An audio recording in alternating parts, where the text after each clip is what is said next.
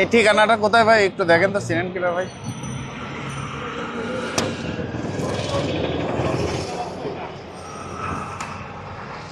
ভাই আমার কাছে টাকা আছে ভাইয়া, আছে। দেন তো টাকা।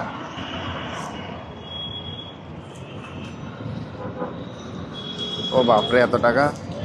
মোবাইল আছে ভাই? মোবাইল আছে ভাই। আইফোন আর কিছু আছে? মানি ব্যাগ আছে? Money bag?